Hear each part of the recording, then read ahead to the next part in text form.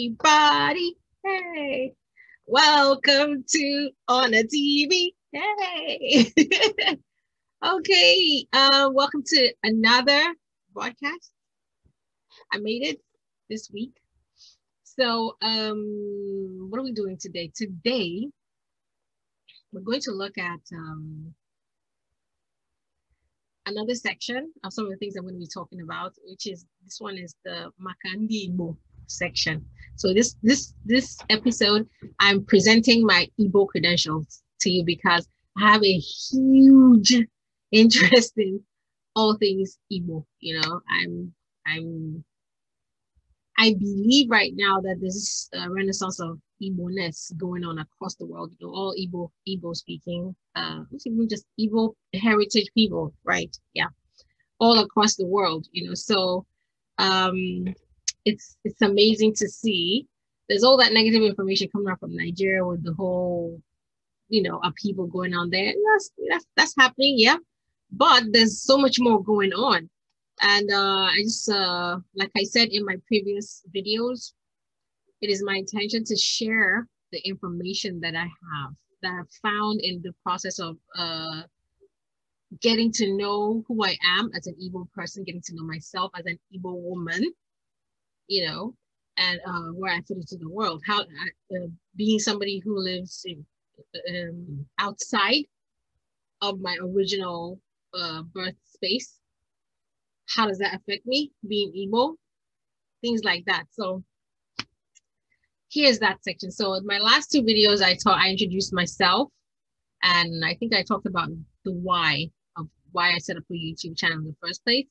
And then I also talked about being a teacher and bringing the tools that I use for my teaching and to share with people what I know. So yay. That's what we're doing today. We're focusing on Igbo issues of Igbo-ness, Makandi Igbo.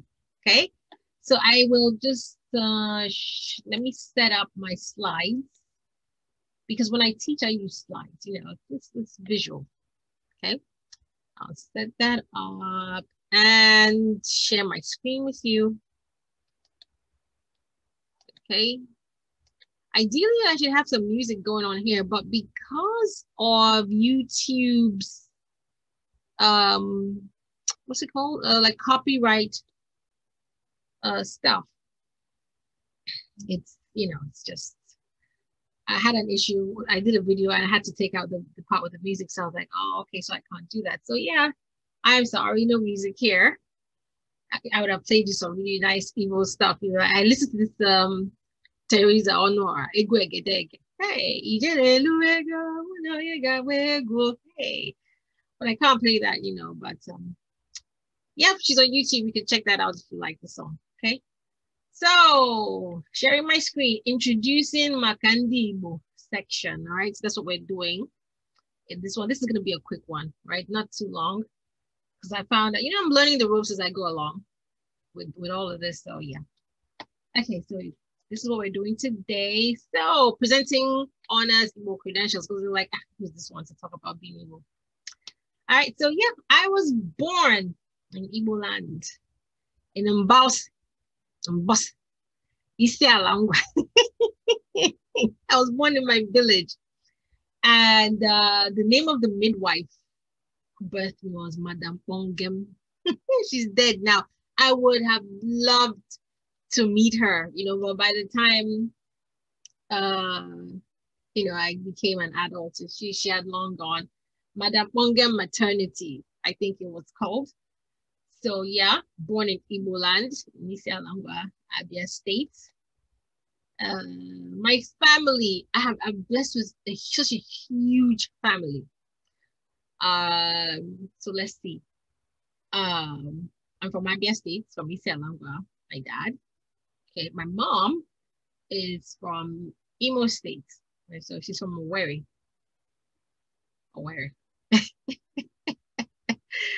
I have to stay authentic with the names. All right, now my dad's mom is from Muguta, Onyuguta, my grandmother. So Muguta, Then I have my mom's mom from Anambra State, Ogidi, Idemili local government area. So I have all these links in Igbo land, and I've been to all these places. I've been there more severally, so it's not like they're strange to me. Oh, I've never been home. No, I've been severally. I have great childhood memories going to spend time with my grandparents. I've been blessed really in that regard. Okay. So more credentials of my Igbo-ness. I grew up in Owerri. Okay. So I went to nursery school in Owerri, Madonna Nursery School. Primary school was Alvan Ikoko College of Education, staff primary school. I had an opportunity to go to school elsewhere, but I ended up at FGGC Owerri. So yeah, went to secondary school in Owerri. I went to the University of Port Harcourt. My first degree was in Uniport, University of Port Harcourt, which is in Ikwere land. Another, I say, flavor of Igbo-ness because they speak Igbo.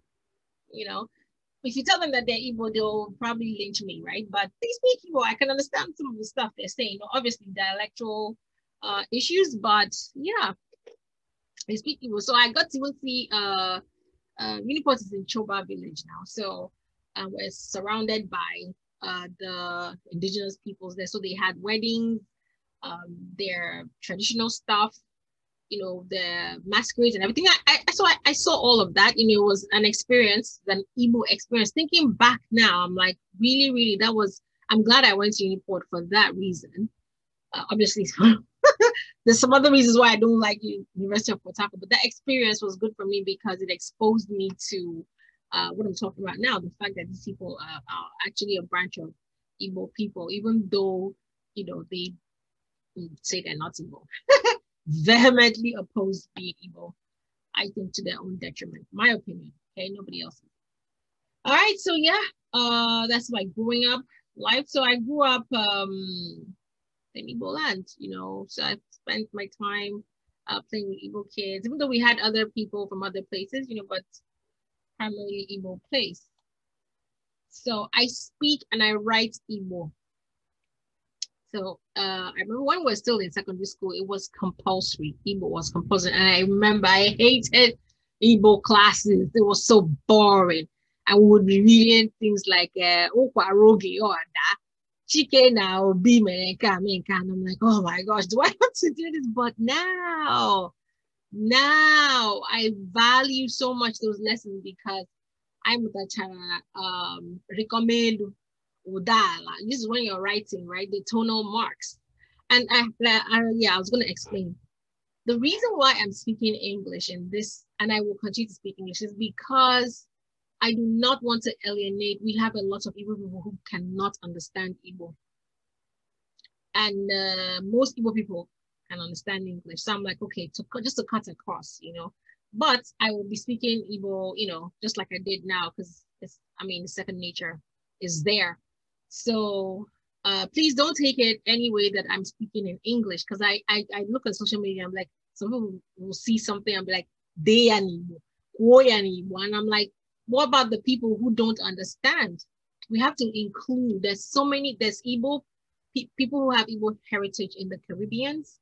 There's people who have Igbo heritage in other parts of West Africa. This is not talking about people out in the so-called West, like in the UK, in America, in Europe, other parts of the world, who do not understand Igbo and want to, bond with the culture. So this is why I'm speaking English, so that I can reach as many people as I can. Okay, so I speak and I write Igbo.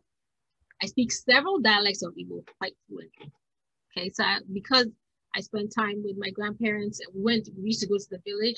Christmas was Aina Lola, And so New Year, definitely you had to go to Boston. New Year. Christmas was negotiable. So, I remember some Christmases was in Ogidi, the dry Hamatan. Wow. The red dust, and you travel from where you pass Midi and all those places. It's all in here, it's like memories. So I can speak different dialects. I can speak Ower quite well. Of course, Central Igbo, which is what they taught in school. Ungwa. I can speak a little bit of Ungwa, not a lot because I don't like the way it sounds, but I can speak and I can understand it quite well. Anambra for me is like almost second nature. I like it. It's quite fluid. You know, it's an elegant Igbo dialect, in my opinion. It's quite elegant when you're speaking it. Right? What else? There's one more. Uguta, hey. So I can understand Uguta a few words, but I don't have a lot of interaction with Uguta people. So the little that I know is lost a little bit. I'm sure if I spend some time with Uguta, you know, I'll be able to pick up on it because that's what my grandma used to speak, you know. So, but she's been gone for a long time now. So, you know, I've almost totally lost it. Okay, so still presenting my credentials. All right, so here's what some of the work that I've done in terms of writing and research. I read a lot about the culture, and of course, like I said, I go on social media. I follow different social media pages that, you know, is all about Igbo-ness, right? So now in my own writing and research, things that I've produced about Igbo-ness. So I have a blog, my blog on adejawachukwu.com. I write about some Igbo issues, and I will continue. I had a paper when I was getting my master's in multilingualism, linguistics, and education. It was about English as a second language, but I based my research on language learners in Igbo land. I actually did several phone interviews addressing certain issues. It was so interesting, and I will, even though it's an academic paper, I think one of my projects is to break it down so that anybody can read it. So it's not, you know, in an academic structure, so that people can see the information that I got. It was quite eye-opening for me. Okay, and then I have a book coming soon. I was gonna publish it as it was, but then I decided to add several chapters to it. So it's a nice, juicy read. Okay, that's taking me a little bit of time, but to take your time, get it done properly, as opposed to creating something that is kind of like half-baked, in my opinion, because I'm my biggest critic. So yeah, that's some of the work that I've done on being Igbo. Okay, let me see. And in this section of my channel, I will be presenting like cultural history, academic research, information that I've gotten from my personal readings, and of course, my personal thoughts. I believe so much in Igbo people. What we've been able to accomplish on this planet is incredible. And even if it's just telling the things that we've accomplished, that is such an affirming, an identity affirming thing. Personally, every time I read about somebody's accomplishments as a people group, things we've been able to do. For example, during the Biafran War, excuse me, during the Biafran War, you know, that region called Biafra at the time, the Nigerian Civil War, for those of you who don't know about the Biafran War, if it's new to you, that area was barricaded, right? They couldn't get, it was difficult to get supplies in and out. Food was hard, you know, and gasoline for running cars. Do you know that, just in case you don't know this is common knowledge, but this is some of the stuff that I found out and I was amazed. I said, where are those mines? They refined petroleum on their own to fuel their vehicles without all the fancy equipment. They did that on their own, just with the dog, because they had engineers who were thinking, right? And so they used what they had available to them to create what they needed. And I keep on saying to myself, where are those mines?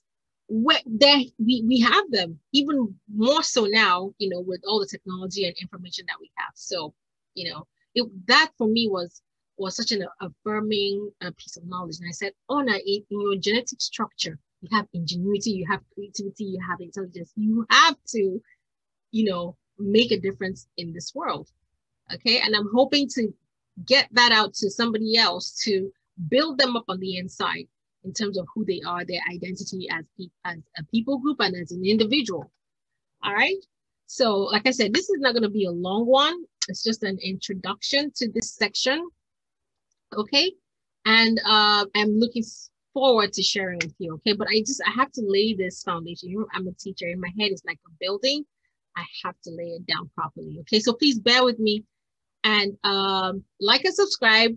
This is new for me, so like and subscribe, please. And see you in the next episode. All right. Bye bye, everybody. Bye bye.